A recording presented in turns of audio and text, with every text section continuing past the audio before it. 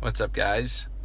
Just got home from a good day's work. I think it's a little after 12:35.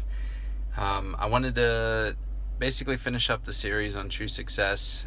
2 days ago, the first video, I touched on kind of the true measure of success being more so the impact of people's lives around you versus the things people can judge on the outside, like the car you drive, the money you make, the clothes you wear, the title you have.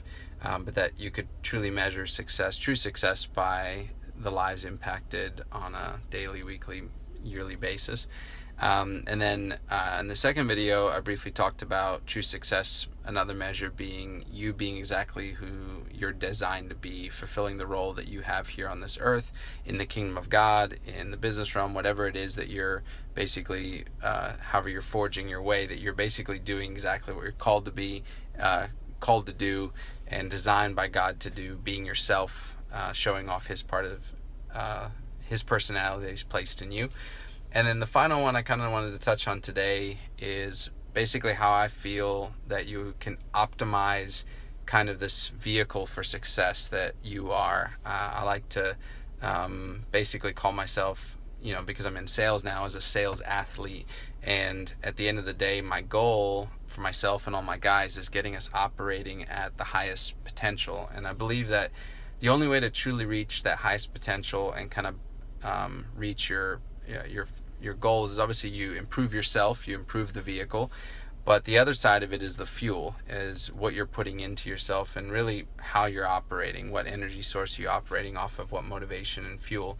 And through the years of doing what I've done, I've come to realize that the number one fuel that will take people the furthest, they can go the longest without tiring, and ultimately achieve the most, is love. It's very, very simple, but if you're operating off of love for what you do, love for the people around you, love for your customers, that's the fuel that burns the hottest and ultimately the furthest.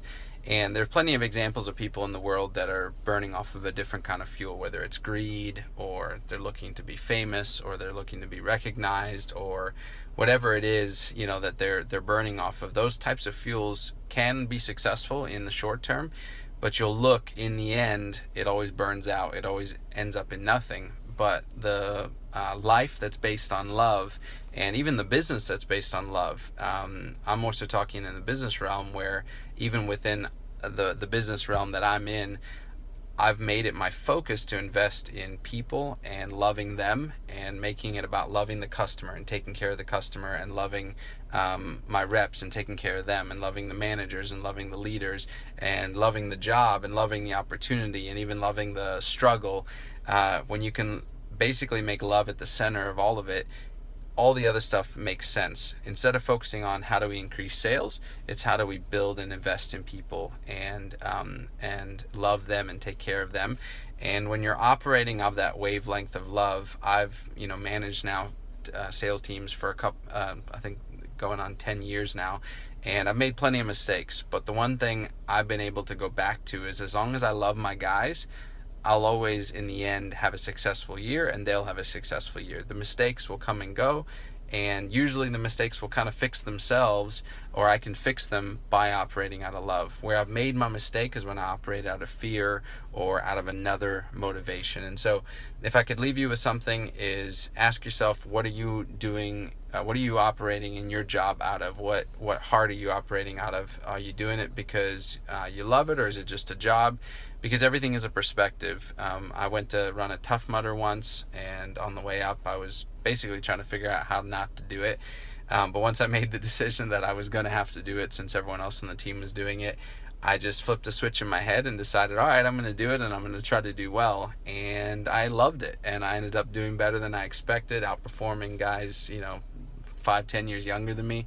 And it wasn't because I was physically fitter, but I just flipped that mindset, and I just decided to embrace running in the snow and the mud and the ice up in the mountains of Utah. And so figuring out how you're operating and tuning that and getting the most out of it, if you'll go in and love your guys today, you're going to see amazing results, and everything around you will improve. You'll enjoy it more, and ultimately the things that you are looking to get, like additional money or whatever it is, will come because of that result of fine tuning that fuel that you're operating off of. So love you guys, and I'll talk to you soon. Bye.